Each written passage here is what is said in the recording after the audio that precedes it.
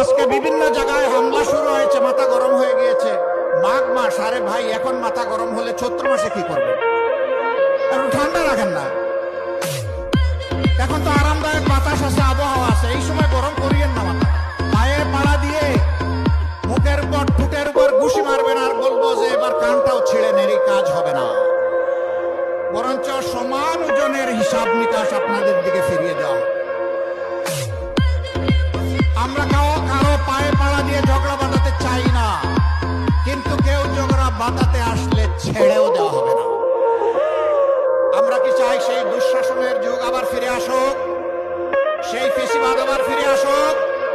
যদি আমরা না চাই, তাহলে যে দুঃখী মানুষগুলোর কথা বললাম, আজকে তাদের মুখে হাসি ফোটানোর জন্য নতুন লড়াই আমাদেরকে শুরু করতে হবে ইনশাআল্লাহ।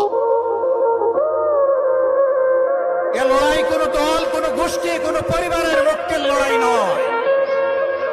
এ লড়াই 18 কোটি মানুষের মুক্তির লড়াই। জাতি, ধর্ম, বর্ণ নির্বিশেষে সারা বাংলাদেশী জনগণের মুক্তির লড়াই।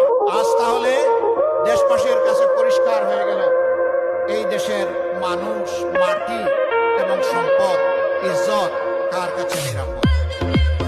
এটা কি এখন আর বুঝতে কোনো বাকি আছে? কোনো বাকি নাই। সারা বাংলাদেশের জনগণ প্রত্যক্ষ করেছে খুব চুপ রক্ত আর খারিকার লাশ। করুণা তার ব্যক্তিত্ব ছিল না, তাই ফ্যাসিবাদী শাসন আমলে শুরু থেকে শেষ পর্যন্ত, বরঞ্চ তারও একটু আগে আমি ফিরে যেতে চাই সেই পল্টন মোড়ের 2006 সালের 28 অক্টোবরের নৃশংস লঘুবিটার হত্যাকাণ্ডে।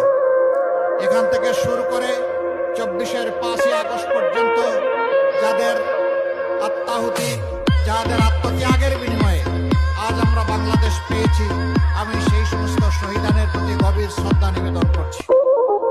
যে সমস্ত ভাই বোনা জুলুম, অত্যাচার, ফ্যাসিবাদের প্রতিবাদ করতে গিয়ে আহত পঙ্গু হয়েছেন, লড়াই করেছেন, দফায় দফায় মামলা গলায় নিয়ে জেলে গিয়েছেন, এমনকি অনেকের পক্ষে দেশে থাকাও সম্ভব হয়নি, আমি তাদের প্রতি সহানুভূতি এবং শ্রদ্ধা নিবেদন করছি।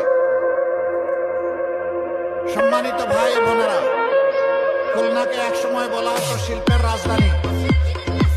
আজকে শিল্প 54 বছরে বিকশিত না হয়ে মুখ থুবড়ে পড়ে আছে। এক এক করে সবগুলা সরকারি ব্যবস্থাপনায় পরিচালিত শিল্প কারখানা বন্ধ হয়ে আছে। দুনিয়ার দেশগুলো শিল্পের দিকে এগিয়ে যাচ্ছে।